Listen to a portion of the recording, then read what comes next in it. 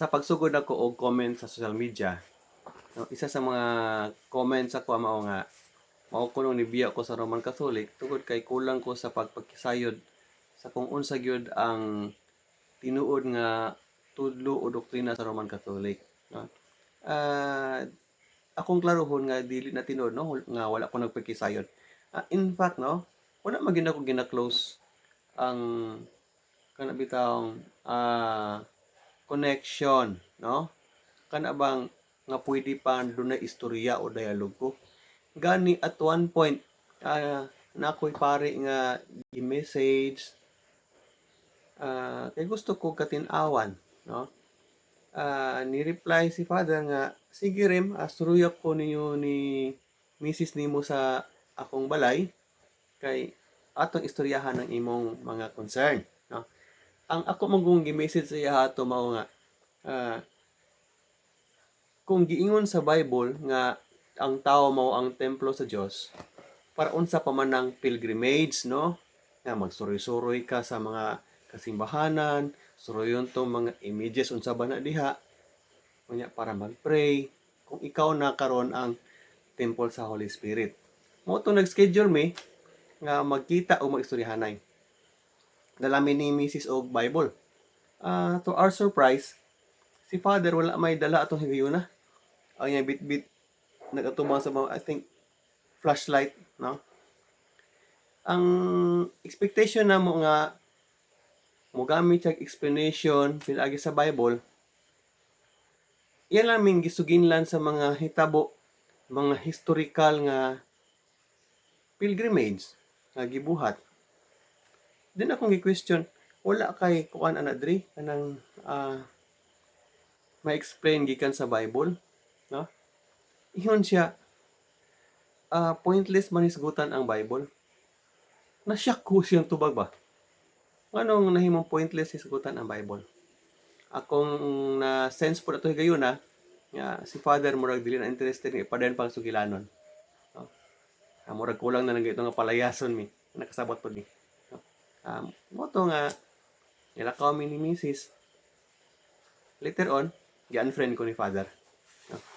Pero actually, wala ko'y heart, kanang, kanang tawang bitterness sa nahitabo, no? Ako gyapon siya gi-consider nga friend.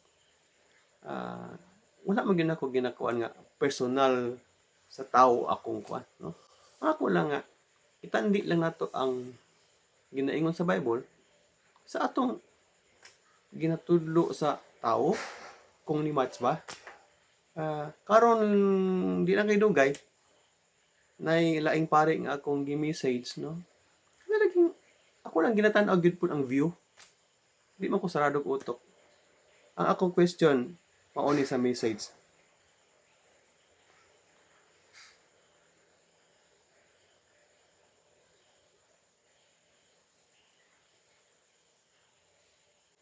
Ako siyang gi-message, hello. Ako gi-message, hello again. Good morning. Sa pagbindita sa pari o sa pag-insenso sa pari sa ribulto, kinsa man ang gibalaan o nabalaan?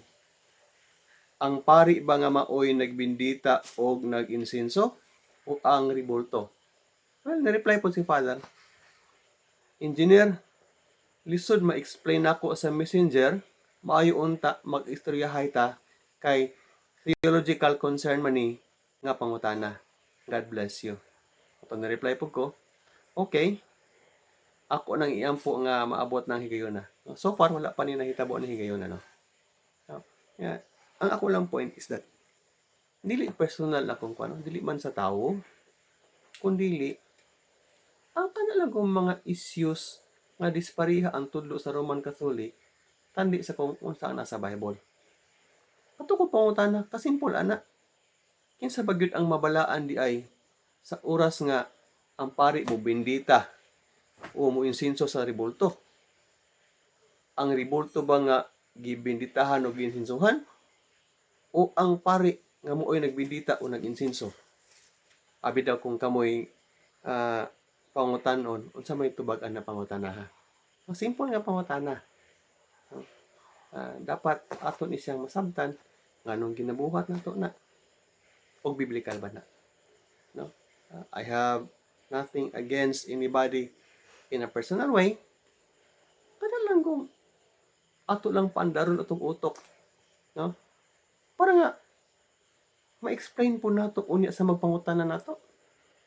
Kay basig dugay na ta diha nya o pangutan-on ta di ta kasabot, di ta katubag, no? Ana ra ka simple.